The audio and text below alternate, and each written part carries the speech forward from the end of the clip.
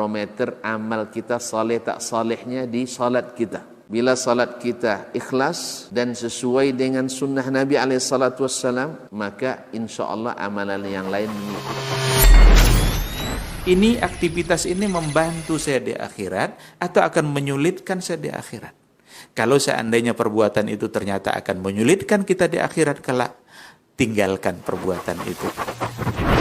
Anta ni'mal jund. Kamu adalah sebaik-baik prajurit. Coba lihat.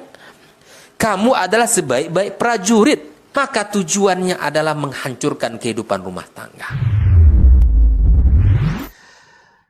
Ma'asyarul hadirin wal hadirat yang dirahmati Allah, salawat dan salam kepada baginda Rasulullah SAW yang telah mengajarkan kepada kita seperti apa harus bersikap dan berbuat untuk Rabb kita Allah Subhanahu wa ta'ala. Kepada baginda Rasul, kembali kita mengaji menyambung min adabis salaf bita'amuli ma'an nas. Di antara adab as-salaf dalam bermuamalah dengan sesama, tentu saja dalam hal ini kaum muslimin. Kita masih pembahasan yang kemarin belum selesai, yaitu yarji'una lil haqqi wa yakhda'una lahu. Mereka sentiasa kembali kepada kebenaran dan tunduk kepadanya. Jadi kebenaran itu adalah di atas segalanya. Karena memang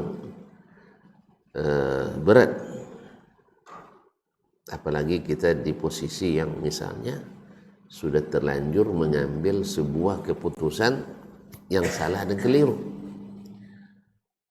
Ditambah lagi sudah banyak yang mengikuti dan khawatir terhadap harga diri. Ini memang kelas-kelas. Ya, kalau sanggup kita seperti ini kelasnya kelas tinggi. Bisa menerima yang hak. Ini kan sulit. Ditanya, apa salahnya? Tidak ada salahnya, tapi kenapa juga tidak diterima? Pokoknya tidak diterima. Tidak ada salah lagi, tapi tetap tidak diterima. Ma'asyarul kiram dirahmati Allah. Tetapi mereka tidak, yang hak. Ahaqqu ayyuttaba'. Yang hak itu lebih berhak untuk diikuti daripada orang yang kita loyal kepadanya. Dan bukan pula ketika meninggalkan kesalahan yang terjadi dari orang yang kita segani, harus pula meninggalkannya secara mutlak, tidak. Jadi itu pula salah sekali ya, langsung talak bain. Ya, salah sekali jadi talak bain. Saya tak akan ngaji lagi, no Ustaz, itu parah salahnya. Subhanallah, parah salahnya. Kalau ini sempat terjadi, Nabi pun akan kita tinggalkan. Baca ayat A'udzubillahi minasyaitonirrajim. Bismillahirrahmanirrahim. Abasa wa tawalla an ja'ahul a'ma. Dia bermuka masam dan berpaling ketika datang kepadanya orang buta. Nah, ini bisa diprovokasi orang-orang buta semua nanti. Itu dan netra diprovokasinya. Ternyata kita tidak dilayani dalam agama ini, katanya. Ma'asyarul kiram dirahmati Allah. Berbeda dengan orang yang karenanya atau sebab turunnya hadis ayat ini. Setelah turun ayat itu justru semakin dekat dan ta'zim kepada Nabi SAW. Dan juga Nabi semakin sayang kepadanya. Ini orang gara-gara dia saya ditegur Allah dan dibaca sepanjang zaman. Kan dibaca sepanjang zaman tuh. Itulah Allah mengajarkan kepada kita bagaimana tunduk kepada yang hak itu. Dan membuktikan bahwa Nabi SAW memang maksum, setiap salah langsung diluruskan Allah SWT. Makanya setelah beliau selesai, tidak ada lagi tambahan agama ini, karena tidak ayat mereka meluruskan. Salah ustaz kita, siapa yang meluruskan?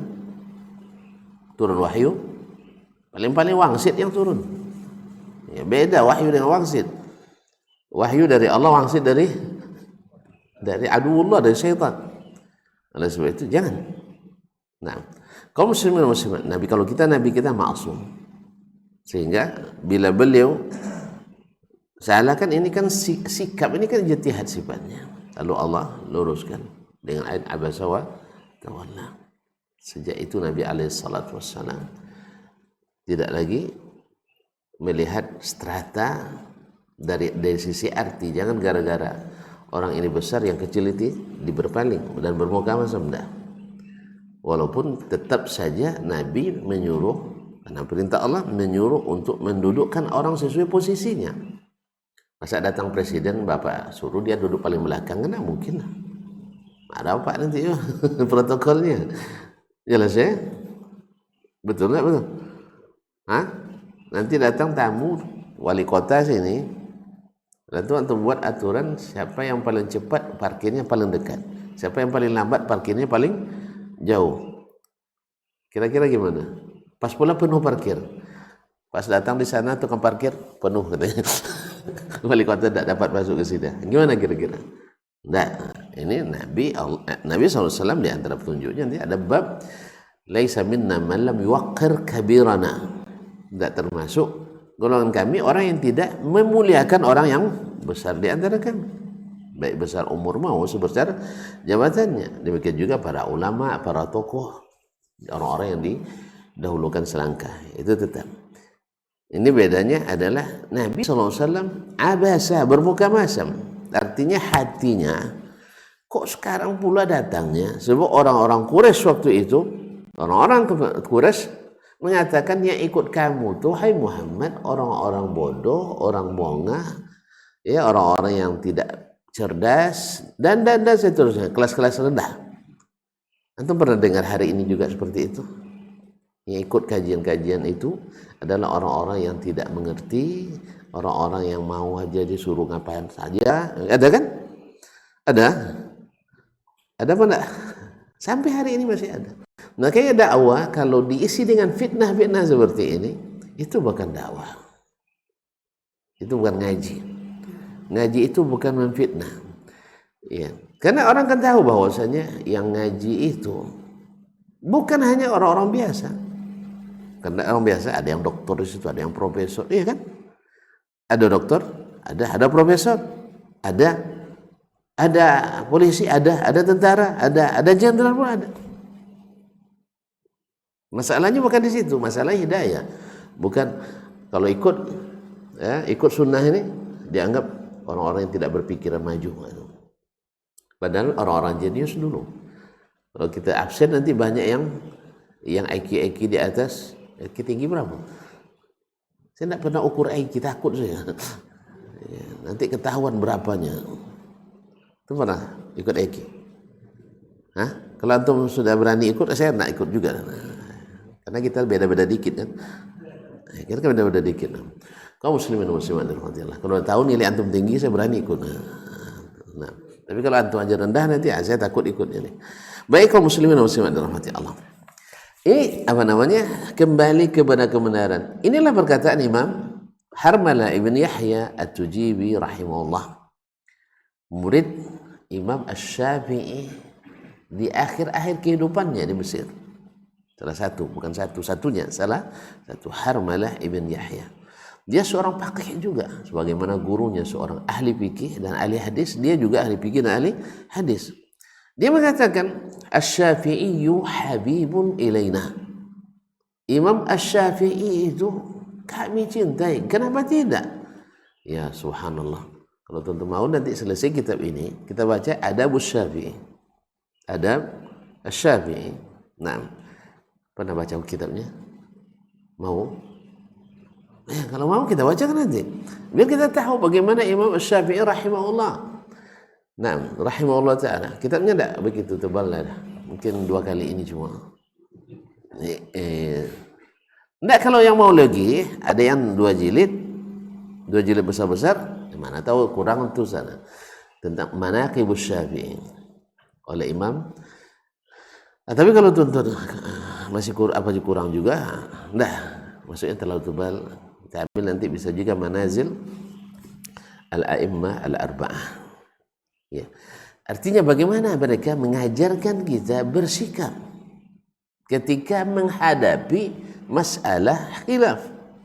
Bahwa Imam Syafi'i rahimahullah selalu mengatakan manadhartu ahadan, saya tidak pernah berdebat dengan seorang pun illa wa tamannaitu, kecuali saya berharap ayyudhhirallahu al-haqqa ala lisanihi, Allah nampakkan kebenaran dari lisan orang itu sehingga saya dapat faedah.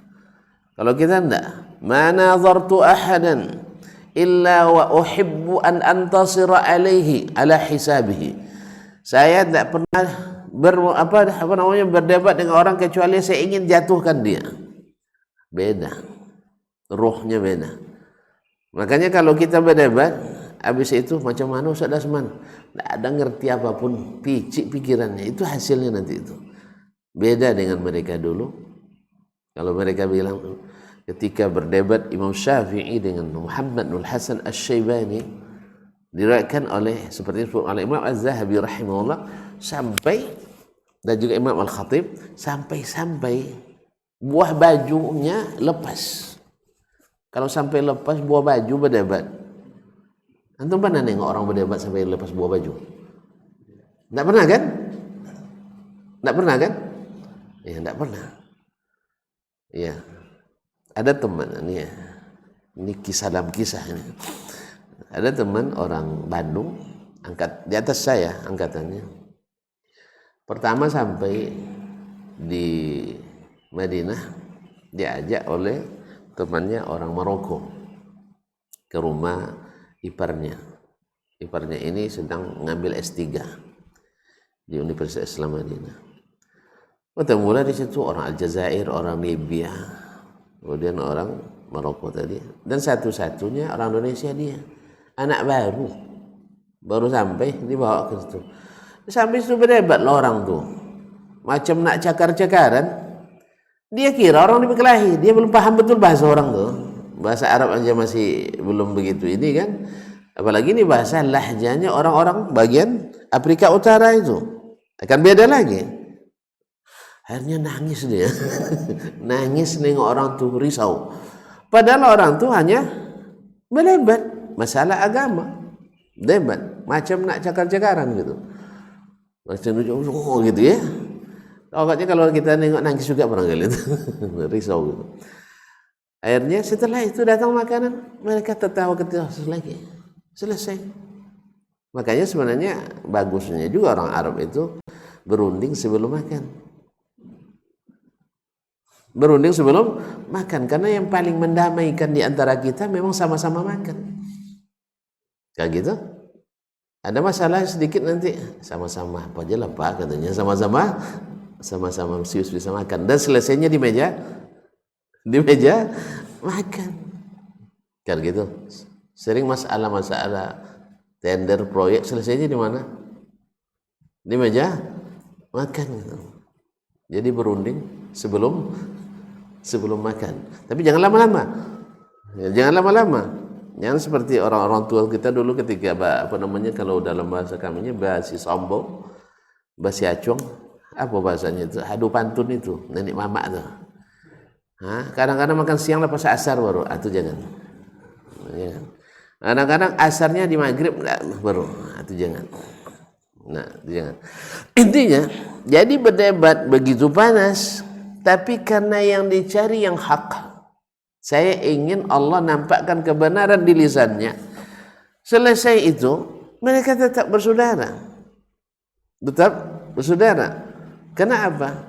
Masing-masing mengetahui kelebihan. Ditanya Muhammadul Hasan tentang Syafi'i, dia jawab ma ra'aitu fatan aqala min asy-Syafi'i.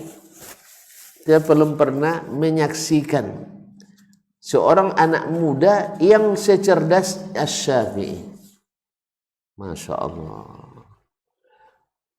Ya ini bukan basa-basi depan kamera, beda. Kalau sekarang misalnya dalam kamera disandingkan keduanya, iyalah. Ini tidak di tempat yang terpisah, yang tidak ada di syuting, tidak di share di medsos.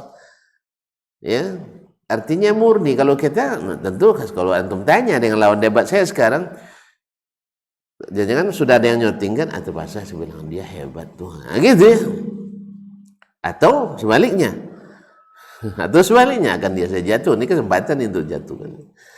Atau lebih buruk lagi, ma'asyarkan. Tapi tidak, saya tidak melihat seorang anak muda secerdas Imam Asy-Syafi'i, karena Imam Asy-Syafi'i lebih muda daripadanya, karena dia murid Imam Abu Hanifah, murid senior Imam Abu Hanifah.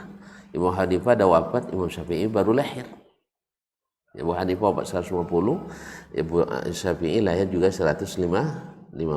Wafat Abu Hanifah, lahir Imam Asy-Syafi'i rahimahullah ta'ala.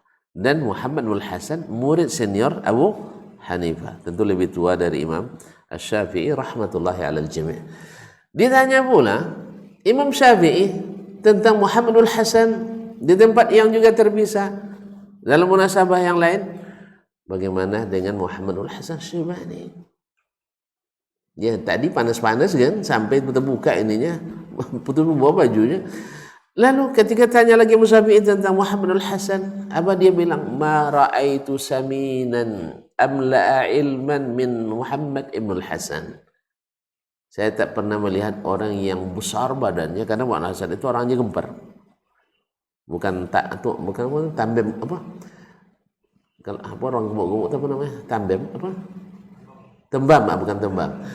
Tapi gempal. Istilahnya besar tapi tegap besar berisi gitu.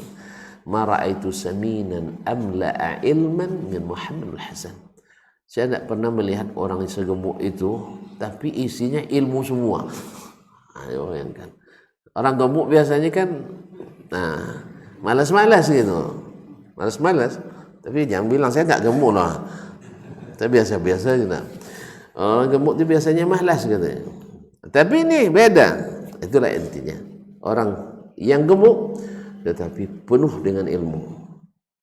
Kira-kira kalau dengar sama Muhammad Hasan gimana marah nih? Senang apa marah? Alhamdulillah. Inilah kaum muslimin dan muslimat. Ini contoh orang-orang yang memang mencari kebenaran dan pasti akan terimanya. Makanya Imam Syafi'i rahimahullah mengatakan tadi, "Ma nadartu ahadan illa wa tamannaitu ayyuzhirallahu al-haqqa ala lisanihi." Saya tak pernah bermunadzarah dengan siapapun kecuali kecuali aku inginkan kecuali aku inginkan Allah menampakkan kebenaran melalui lisannya. Makanya itu hasilnya anak didiknya Harmalah ibn Yahya At-Tujibi yang tadi mengatakan Asy-Syafi'i habibun ilaina walakinnal haqqa ahabbu ilaina. Asy-Syafi'i itu saya cintai, kami cintai. Tetapi ingat wahai kawan-kawan, kebenaran lebih kami cintai. Jelas. Jadi kebenaran lebih kami cintai. Artinya seorang sahabat Asy-Syafi'i oleh muridnya disayang dan dicintai, dibela-belai, tapi bila masalahnya al-haq, kebenaran, saya tidak mengukur kebenaran dengan cinta kepada seseorang. Karena tidak ada yang kebenarannya mutlak kecuali Allah dan Rasul sallallahu alaihi wasallam. Adapun selainnya tidak. Mungkin dalam pertemuan sebelum ini kita sudah sebutkan perkataan imam kita Asy-Syafi'i juga rahimahullah. Dia mengatakan la a'lamu ahadan min ahli al-ilmi bis sunan yuhitu bi jami'is sunan. Saya tak mengenal seorang pun ulama sunnah yang menguasai seluruh sunnah. Masih ingat atau masih lupa? Saya tak mengetahui seorang pun ulama sunnah yang menguasai seluruh sunnah. Tidak ada. Padahal tuan-tuan tahu sendiri bahwa Imam Asy-Syafi'i bertemu dengan Imam Malik, Syekhus Sunnah, Syekhul Hadis, Imamus Sunnah, imamnya sunnah di zamannya. Kalau orang hari itu ya minta fatwa di zaman Imam Malik itu, di dunia Islam rujukan utama 4 di masa itu. Ya di masa beliau ya, bukan tidak ada rujukan lain, ulama besar lain masih banyak, tapi yang jadi rujukan utama hari itu adalah Imam Malik di Hijaz atau di Madinah. Jadi kalau Hijaz, maka Madinah dan sekitarnya, Imam Malik rujukannya. Di Mesir ada Imam Al-Laits ibn Sa'ad Al-Misri. Al-Laits ibn Sa'ad Al-Misri, Imam Malik 179, Al-Laits 175. Kemudian di Irak ada namanya Imam Sufyan bin Sa'id bin Masruq Ats-Tsauri 161. Kemudian di Syam di mana? Sekarang Syam itu jadi 4 negara. Suriah, Lebanon, Palestina, dan Jordan. Itu dulu namanya Syam. Sekarang Syam juga namanya, tapi sudah dibagi wilayah-wilayah teritorial 4 negara sekarang. Nah, di situ dulu muftinya adalah Imam Abdurrahman ibn Amr, Abu Amr al-Auza'i. Inilah rujukan utama dulu. Dari 4 ini yang punya mazhab Imam Malik saja. Imam Malik saja. Itu artinya bahwa bermazhab itu wajib. Hah? Kalau wajib berarti kan berdosa lah orang-orang Mesir. Kenapa tidak bermazhab Laisi dia? Ya, berdosa lah orang-orang Syam. Kenapa tidak mazhab Auza'i? Berdosa orang-orang Irak. Kenapa tidak bermazhab Tsauri? Tidak ada mazhabnya. Orang Madinah tetap istiqamah, karena ada mazhab Maliki. Berarti Madinah tetap. Antum tak mau ngakui Madinah hebat, akhi. Bukan saya, maksud saya antum salah paham. Madinah itu memang dijaga dan dipelihara oleh Allah SWT. Fitnah itu, aliran-aliran sesat itu, yang menurut saya ketahui tidak ada kelahiran Madinah. Ada orang nak buat yang sesat-sesat, lari dia dari Madinah. Untuk tak percaya nampaknya. Ya tunjukkan. Kasih hujjah. Ya saya nak tahu itu. Aliran sesat, alhamdulillah bukan kelahiran Madinah. Tapi sih Ahmad nampaknya tidak setuju juga. Tapi Wahabi banyak di Madinah sekarang Ustaznya. Andainya Wahabi itu aliran sesat, juga bukan kelahiran Madinah, Najd katanya. Ya, taib. Ala kulli hal. Dia, ma'asyiral kiram dirahmati Allah, andainya aliran sesat tidak nyaman di Madinah itu. Allah buat dia tidak nyaman, li'anna al-Madinah tanfi khubthaha kama yanfil kiru khubthal hadid. Madinah itu membuang karat-karatnya seperti api membuang karat besi. Jadi akan tereliminasi langsung. Tidak ada tahan dia di Madinah itu. Panas dia.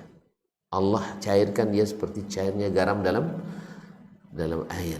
Dan bertahan lama. Itulah istimewanya kota Nabi SAW. Sampai fitnah terbesar pun Al-Masihud Dajjal tidak sanggup masuk ke dalam. Dijaga para malaikat. Oleh sebab itu beruntunglah antum kalau meninggal di Madinah. Tapi jangan bunuh diri di Madinah. Bukan itu salah pahamnya. Nabi katakan man arada ayyamuta bil madinati falyaf'al. Siapa yang ingin mati di Madinah dia lakukan. Pindah ke sana. Tidak mau pindah. Nah, malas pindah ya. Segar meninggalkan tanah air tercinta. Artinya apa? Oh muslimin dan muslimat, demikianlah Allah SWT menjaga kota Madinah dan insya Allah sampai akhir masa. Sampai akhir masa. Dia tidak ada yang asli aliran sesat kelahiran Madinah.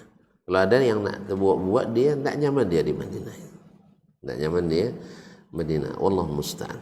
Kaum muslimin dan muslimat dirahmati Allah Subhanahu wa taala. Nah, kalau ada orang gerah dengan Madinah, ini perlu dipertanyakan itu. Ya, kalau dengar nama Madinah gerah dia, berarti ada masalah di hatinya. Karena tak mencintai Madinah kecuali orang beriman, dan tak membenci Madinah kecuali orang titik-titik. Antum teruskan sendiri. Kaum muslimin dan muslimat dirahmati Allah SWT. Jelas ya? Nah, semoga Allah jadikan kita orang yang mencintai Madinah dan penduduknya. Dan semoga Allah jaga kita dengan cinta ini, dengan iman dan ikut sunnah Nabi alaihissalatu wassalam. Nah, kembali kepada Imam Syafi'i tadi rahimahullah.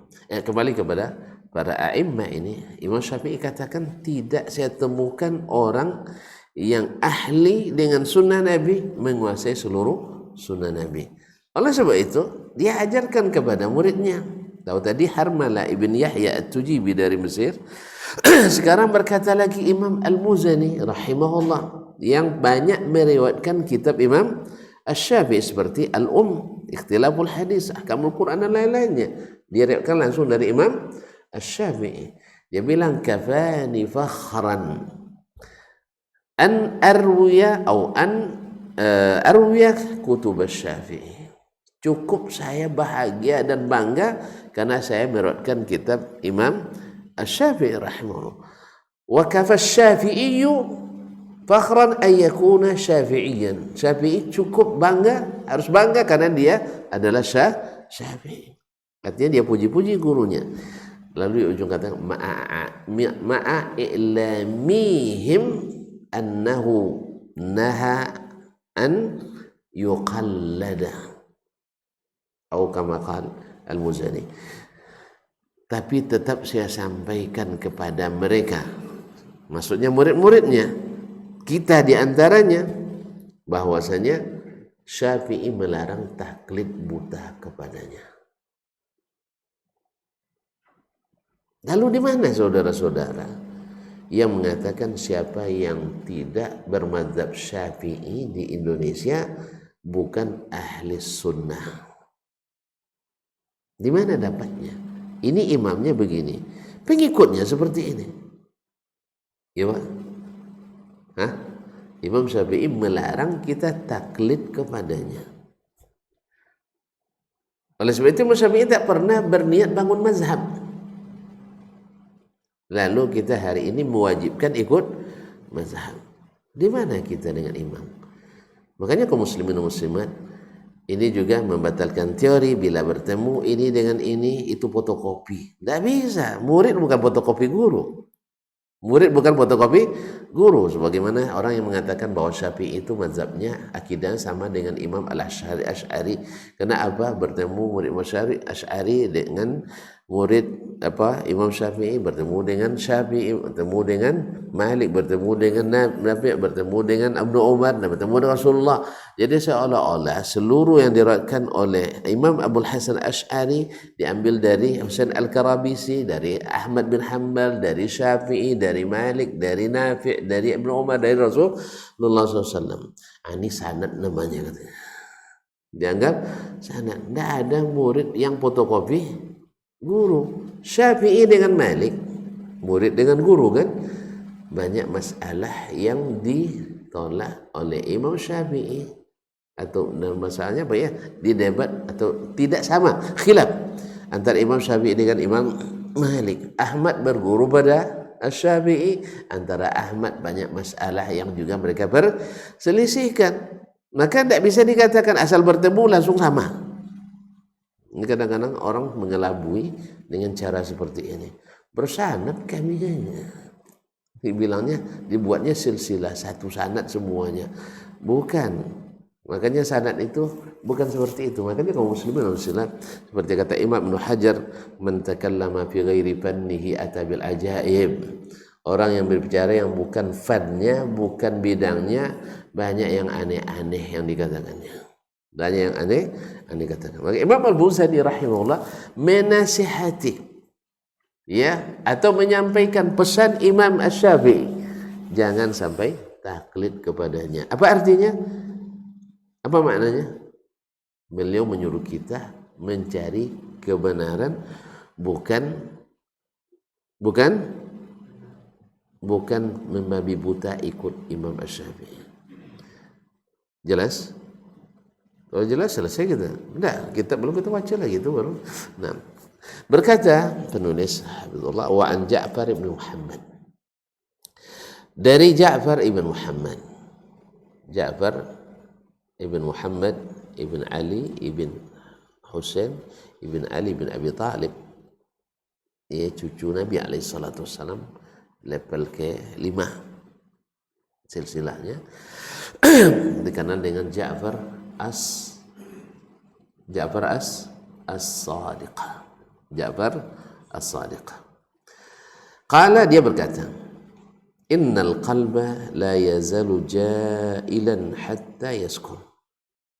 Hati ini, karena qalb sudah diartikan hati dalam bahasa Indonesia, sebenarnya jantung, ya. Sebenarnya jantung hati ini, nah, biar amalah jantung hati.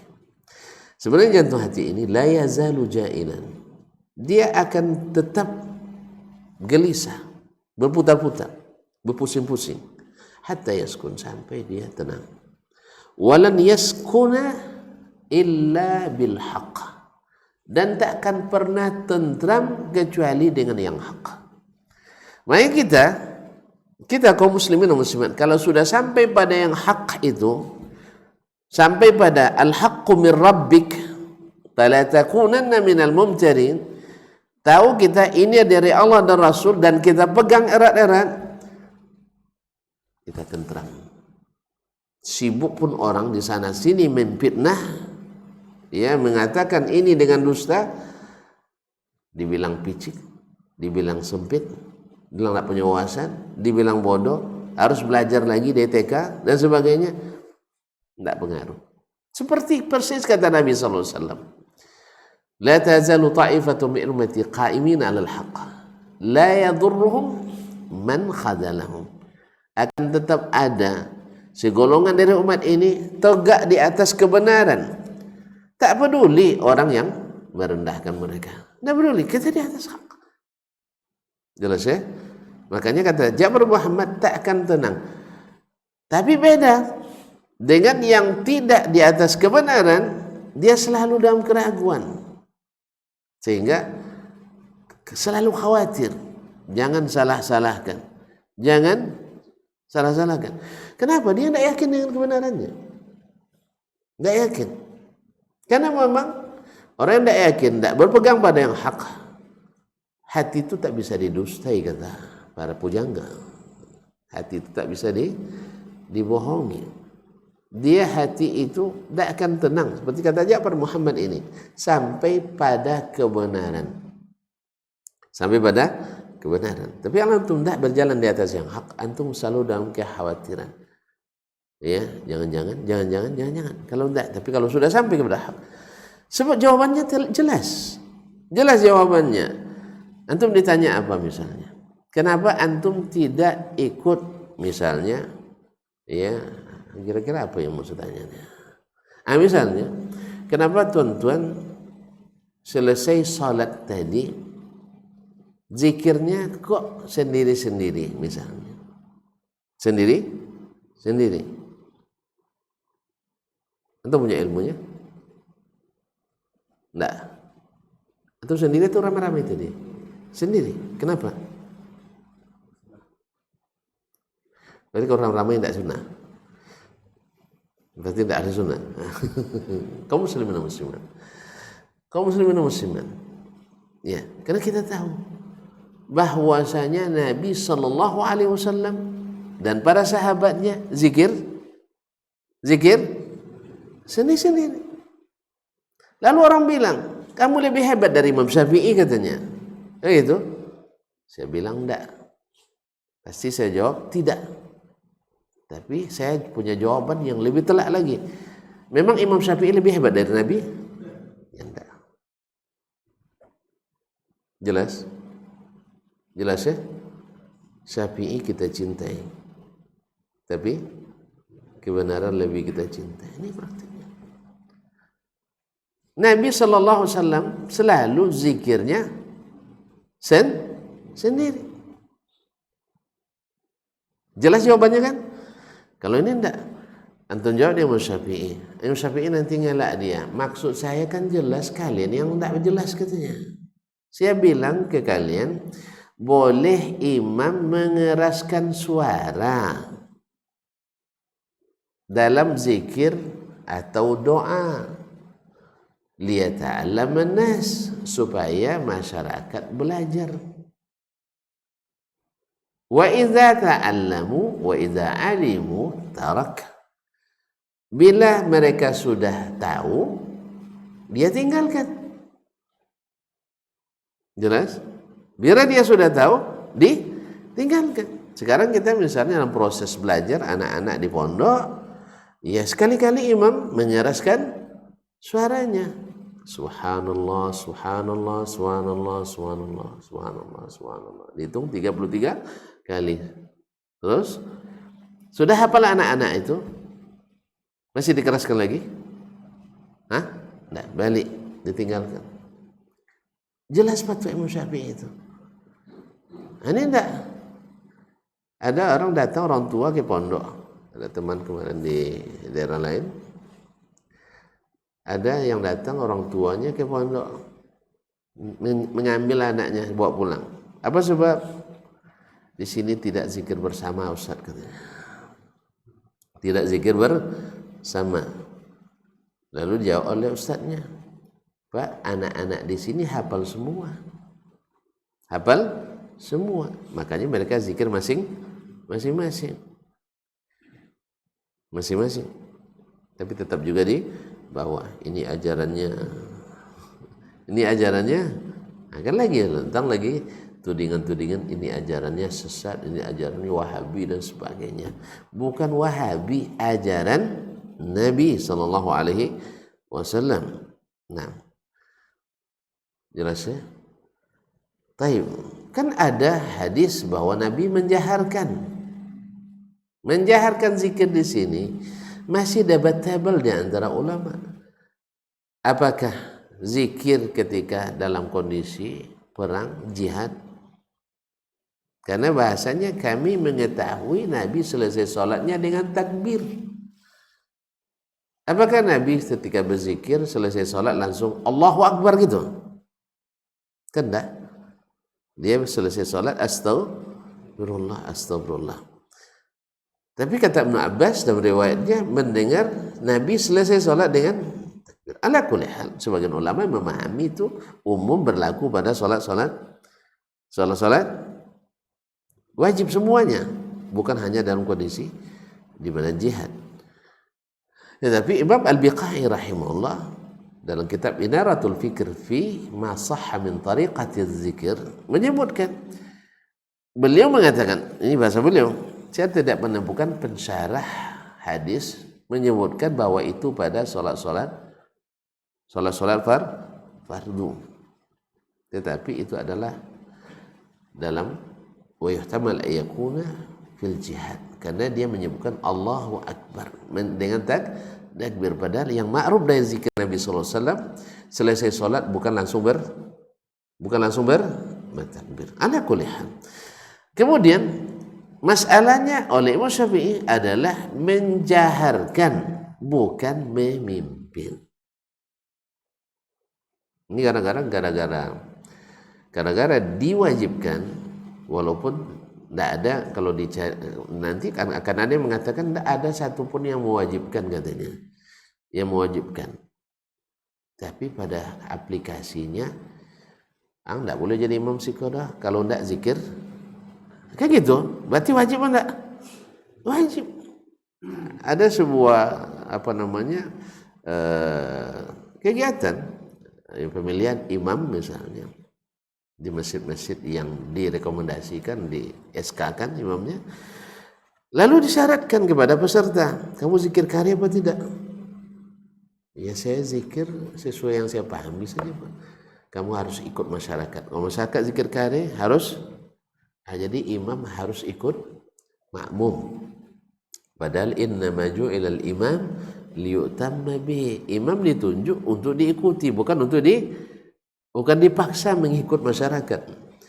Kalau udah demikian, haibahnya imam itu hilang karena seluruhnya harus mengikuti masyarakat. Makanya di Indonesia imam dianggap biasa saja, dianggap seperti marbot posisinya, pengurus lebih tinggi posisinya. Padahal imam itu punya posisi lebih hebat sebenarnya di sisi Allah SWT. Buktinya ketika salat kita, dia yang maju, bukan pengurus. Pengurus bikin kurus kan? Nah, ini kaum muslimin dan muslimat di rumah harus posisikan imam dalam bab salat ini. Dia harus, bukan kita yang ngatur.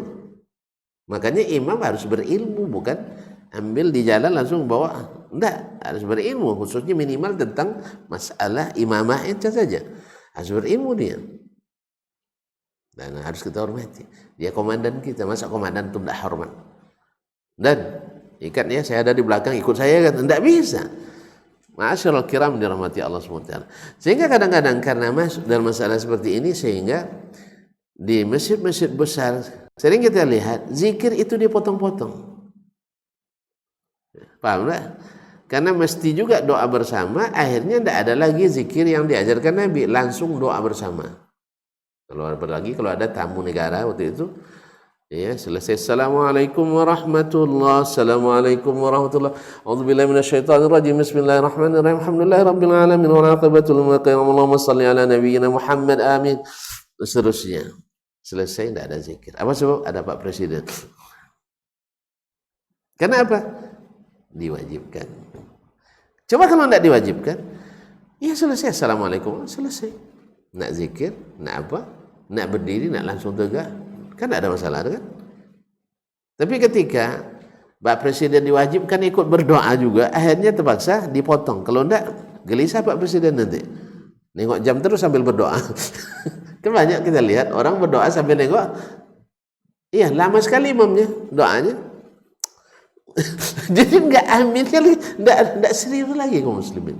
Pertama dia enggak paham apa yang dibaca imam. Yang kedua dia enggak itu yang dia minta. Ya, dia mintanya proyeknya menang.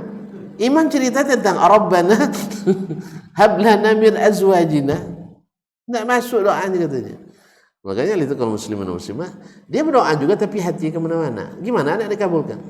Jadi itu kaum muslimin dan muslimah. Walau memang tidak bilang tidak diwajibkan, tapi aplikasi nyatanya diwajibkan. Sehingga kalau tetap tidak mau ikut zikir kareh, maka tidak lulus. Tidak lulus. Apa sebab? Dia itu manhabnya beda dengan kita. Ya, kita mazhabnya harus zikir kareh. Berarti wajib. Padahal zikir setelah sholat asalnya juga enggak. Mohon maaf, zikir setelah sholat wajib? Iya enggak. Cuman kita harus berzikir, rugi kita enggak berzikir. Sebab zikir itu adalah ibarat benteng bagi kita. Yang memelihara zikir enggak bisa didekati oleh lawan, syaitan. Bahkan syaitan manusia pun kadang mental juga. Pernah salah seorang pejabat tinggi di negara ini, ya, alhamdulillah dia tidak pakai tenaga dukun waktu itu, yang lain pakai dukun, tapi dia yang ini pakai tenaga, pakai apa namanya? Pakai zikir pagi petang selesai sholat, sesuai sunnah Nabi alaihissalam insyaallah. Lalu dikirim terus itu serangan oleh dukun-dukun lawan itu. Hati-hati tentu kalau jadi pejabat nanti. Mungkin walaupun saya tidak tahu persis, tapi rata-rata pakai bomo, rata-rata pakai bomo. Ada tim apa istilahnya, kalau ada buzzer ada juga tim pawangnya ada. Nah, jadi ketika bertemu setelah selesai, timnya itu tanya ke apa namanya pejabat ini, kok tidak masuk? Sering dikirim Pak. Bapak itu berseloroh, dukun saya dari Mekah katanya. Dukun saya dari Mekah, karena penasihat agamanya memang dari tamatan Ummul Qura Mekah.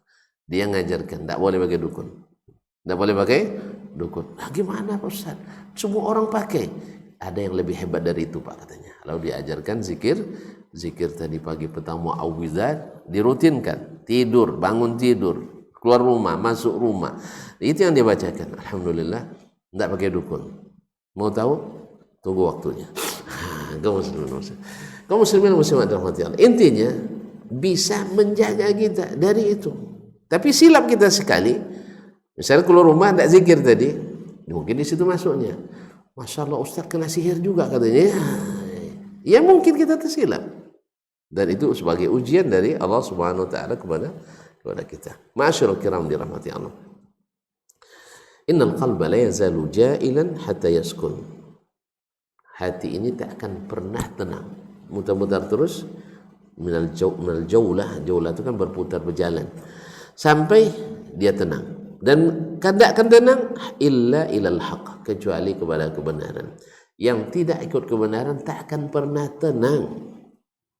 Makanya selalu mengatakan nanti jangan suka menyalahkan. Proyeknya jangan menyalahkan. Tidak. Kita harus yang salah tetap salah.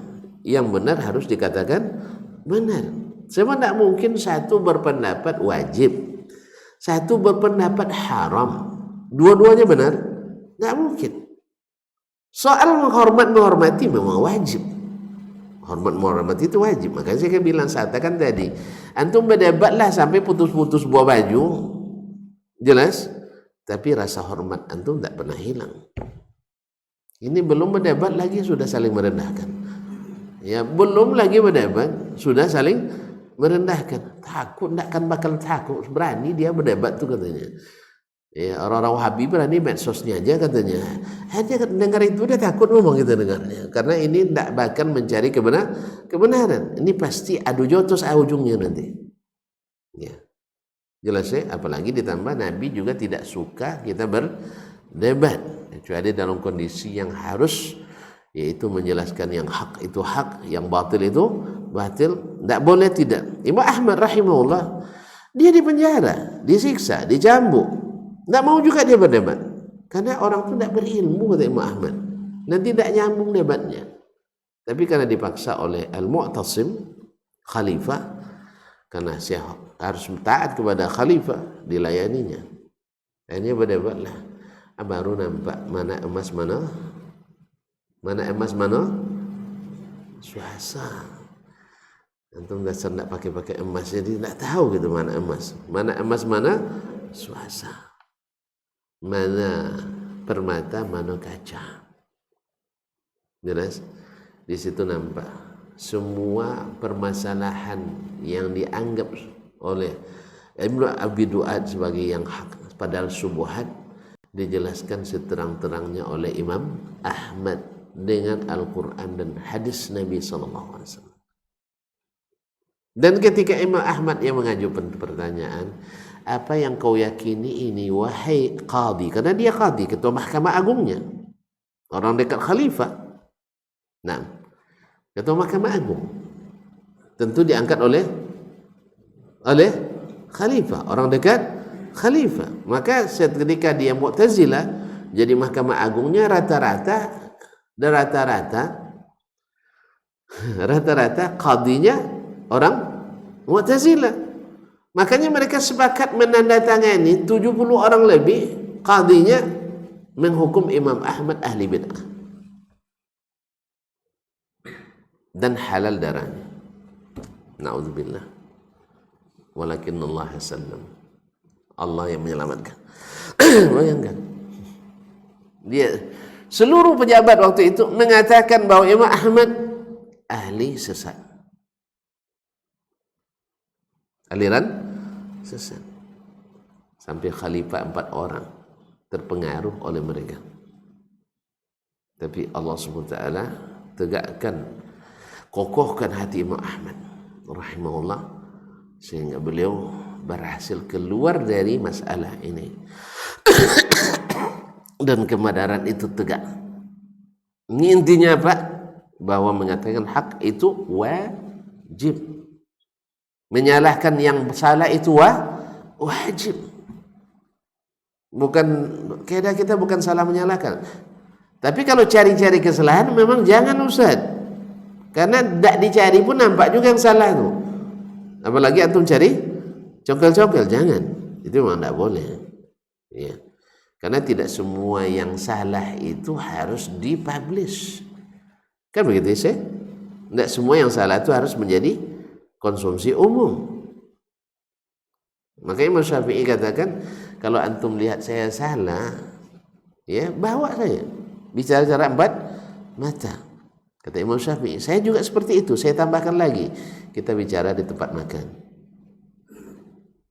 Tidak paham tuan-tuan. Kita bicara di tempat makan, sehingga kalau sudah panas-panas sekali, kita sejukkan dengan jus buah, jus mangga dan sebagainya. Jelas? Nah, kalau terlalu dingin nanti ada kopi panasnya. Jelas? Jadi ada pengikat nanti di antara kita. Kalau jujur antum cari kebenaran, antum tak akan berperang. Tapi kalau antum berdebat untuk mencari pembenaran, ini yang tak ada jalan ketemunya. Baik pihak kita maupun pihak yang lain. Kalau jujur antum cari kebenaran, kalah di debat itu tidak rendah kita. Tulis saya katakan, Imam Syafi'i tadi katakan, saya ingin kebenaran nampak dari lisannya.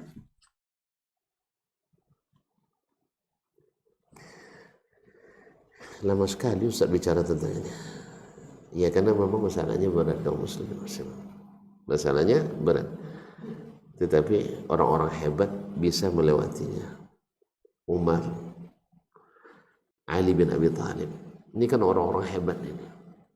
Ulama besarnya sahabat dan punya kuasa. Tetapi ketika diberikan nasihat untuk mencabut yang batil atau kesalahannya, silapnya, mereka cepat kembali. Cepat kan? Kembali. Misalnya Umar menetapkan, seperti akan disebutkan oleh Syekh, menetapkan bahwa mahar dibatasi. Sebab dengan seiring dengan meningkatnya perekonomian, kan di masa Umar kan banyak futuhat, banyak negeri yang dimasuki Islam, sehingga harta-harta ekonomi menggeliat, ya, ekonominya meroket, ya, tidak 5-6%, tidak, kadang sampai dikatakan buah-buahnya, buah delima itu sampai di zaman Umar bin Abdul Aziz, buah delima itu dibelah, ambil isinya, kemudian kulitnya itu dikasih tiang, bisa jadi payung.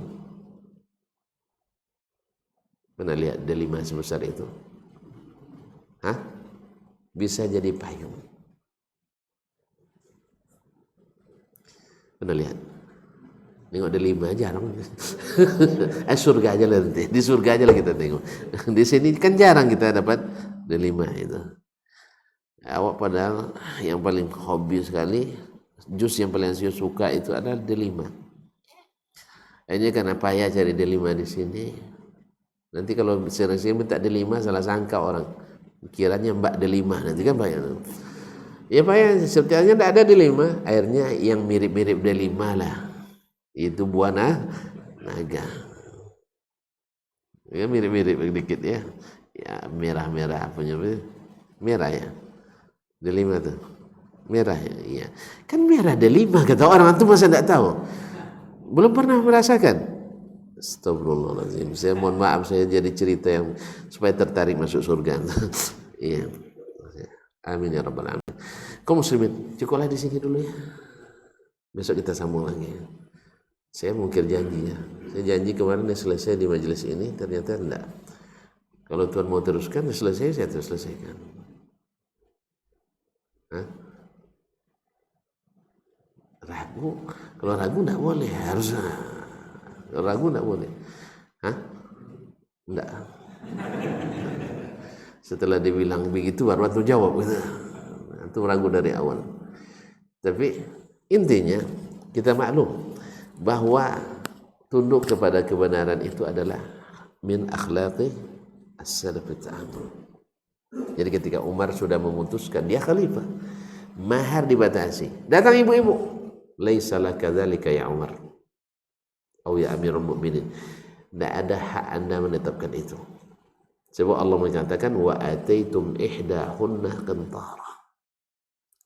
Padahal kalian memberi, salah seorang dari kalian memberi maharnya harta yang melimpah. Qintar itu harta yang banyak. Berarti Allah tidak membatasi. Umar radhiyallahu anhu mengatakan khasamatil mar'atu Umar fa khasamathu. Seorang wanita mendebat Umar, kalah Umar olehnya, maka dia cabut. Ya, dia debat dengan Al-Quranul Karim, dengan sunnah Nabi alaihissalatu wassalam. Allah tidak membatasi, Rasul tak membatasi, tiba-tiba Umar nak membatasi. Nampak oleh Umar kebenarannya, betul. Umar, kalau seandainya mau Umar mencari takhrijat al-fiqhiyah, mencari ilalul al-fiqhiyah, Umar pakai, bisa dia. Ya, min babi maqasid syar'iyyah, ya, bisa. Darul mafasid, muqaddam ala jalbil masalih, dan seterusnya. Kemudian Umar akan mengatakan bahwa mahar tinggi itu kan tidak wajib. Kalau tidak wajib, tidak apa-apa dibatasi, kan, dan sebagainya. Bukan tidak pandai Umar, tapi tidak. Ini kebenaran yang terang benderang. Sehingga sampai hari ini tidak ada pembatasan mahar dalam syariat. Kalau sempat Umar tetapkan, waduh, dibatasi. Cuma dibatasinya 400 dirham. Bagi kita masih di bawah ambang batas, masih. Kita masih posisi aman. Ibarat kolesterol 100 berapa sih? 110, kita 110 ya. Kita masih di ambang 520 masih. Jadi aman. Jelas ya? Nah, masih aman. Seperangkat alat salat. Ini punya imbas yang kurang baik juga bagi anak-anak gadis kita. Apa sebab? Karena mereka maharnya seperangkat alat salat, sehingga pakaiannya tidak cukup untuk salat. Paham? Sehingga pakaiannya tidak cukup untuk salat. Makanya banyak jilbabnya masih jilbab basa-basi. Diterbangkan angin nampak dadanya atau lehernya. Masih banyak jilbab bunuh diri. Ya, katanya panas, tetapi diikatkan di sini, masuk pula dalam baju ke dalam. Katanya jilbab itu panas katanya. Yang panas bukan jilbabnya, hatinya panas. Sehingga Indonesia ini terkenal sampai ke Perancis, sampai ke Timur Tengah. Paling kreasi bikin jilbab. Kabarnya jilbab Indonesia ini lebih dari 60 fashion. Ya, andainya apa bisa dimasuk di catwalknya di Paris ya. Kalau masih untuk itu di style, berarti jilbabnya belum style syar'i. Ma'asyarul kiram dirahmati Allah.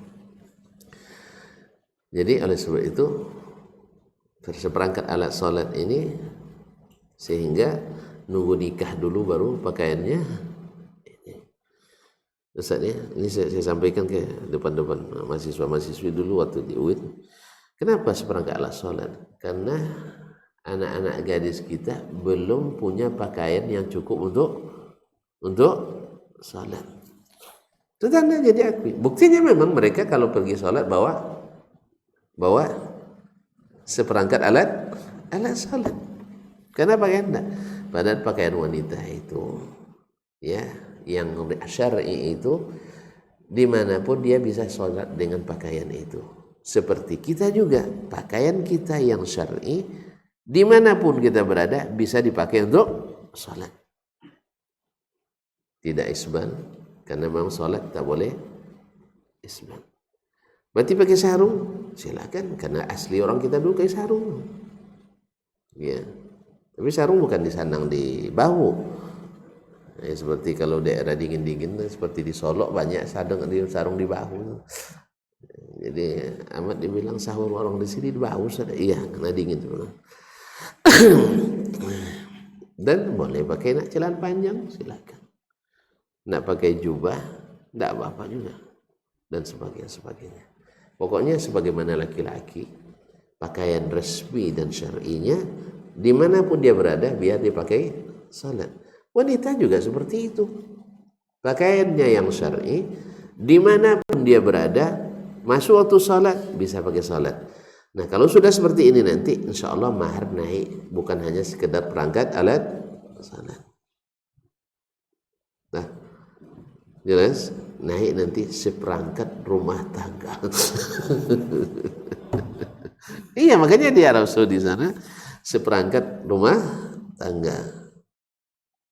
Kalau bisa langsung dengan rumahnya. Nah, kalau belum, rumahnya kontrak, isinya beli.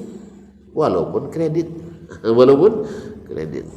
Karena kita hari ini diperangi dengan kredit ini. Kalau bukan karena kredit, ya kulkas tak akan saya beli kecuali yang sesuai dengan saku saya. Motor tak akan saya miliki kecuali sesuai dengan saku saya. Tapi karena kredit ini akhirnya SK ya banyak yang disekolahkan lagi. Rata-rata SK itu sekolah, nginap di bank. Akibat apa? Gaya. Akibat gaya. Allah musta'an. Kalau ikut kebutuhan sebenarnya pokok, tidak mesti. Rumah, ya ngontrak aja dulu. Ya tak? Ngontrak aja dulu. Nanti tidak ada rumah sampai mati. Orang dulu tidak pakai kredit juga ada punya rumah nih. Nah, bersabar dulu. Nah, ya, makanya berhemat baju. Jangan setiap Jumat diganti gitu. Beli baju baru. Kalau gitu kan tidak ada kan lebihnya. Makan jangan selalu yang mewah-mewah. Makan aja yang ada dan jangan makan beli yang berlebih. Sekarang enggak. Rumah kita penuh dengan sisa-sisa makanan. Belum habis yang kemarin, datang lagi yang baru. Sisa lagi, masuk kulkas lagi. Kan ada kulkas. Insya Allah saya simpan. Setelah dijemur rupanya tidak dimakan lagi. Lama-lama expire, masuknya ke tong sampah. Kalau orang dulu tidak, sekali cari ke sungai, makan, habis. Paling-paling ditinggalin untuk besok saja. Tidak kulkas kadang simpan berbulan-bulan kan? Berbulan-bulan. Wih, ini roti kek kapan ini? Hari Raya Idul Fitri kemarin. Idul Adha tahun lalu. Kadang-kadang daging korban tahun lalu masih ada, sekarang korban lagi sekarang tuh. Apa sebab? Karena makanan bertimba terus. Jadi gaya kita. Allah musta'an. Tumaratus alunna yawma idzin. Ya cukuplah dulu ya. Ya cukup dulu Ustaz. InsyaAllah besok kita tambah ingatkan lagi insyaAllah ta'ala. Intinya kembali kepada kebenaran itu bukan aib, tapi justru mengangkat kita. Alhamdulillah Imam Syafi'i tetap di atas. Umar bin Khattab tidak pernah dijatuhkan orang dengan ini. Ali bin Abi Thalib tetap berkibar. Utsman bin Affan radhiyallahu ta'ala anhum ajma'in. Wallahu ta'ala alam. Wassallallahu ala nabiyyina Muhammad wasallam. Mohon maaf dan terima kasih. Subhanakallah wa bihamdika asyhadu an la ilaha illa anta astaghfiruka wa atubu ilaik. Wassalamualaikum warahmatullahi wabarakatuh.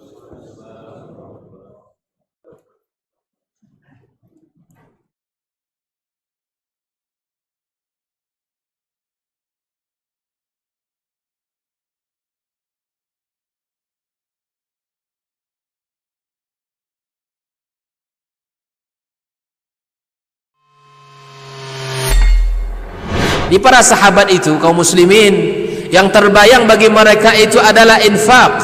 Yang terbayang bagi mereka adalah sebuah kebahagiaan, keselamatan di akhirat yang kekal dan abadi di sisi Allah tabaraka wa taala. Semua kita boleh klaim sekarang. Kamu cinta Nabi? Cinta Ustaz. Cinta Nabi? Cinta Ustaz. Termasuk saya. Cinta Nabi? Cinta. Kapan tahunya? Besok. di akhirat. Maka apa kata Nabi sallallahu alaihi wasallam? Amalur rajuli biyadih. Penghasilan yang terbaik adalah pekerjaan yang dilakukan oleh seseorang dengan tangannya sendiri. Wa kullu bai'in mabrur. Dan setiap jual beli yang mabrur. Ini aktivitas ini membantu saya di akhirat atau akan menyulitkan saya di akhirat. Kalau seandainya perbuatan itu ternyata akan menyulitkan kita di akhirat kelak, tinggalkan perbuatan itu.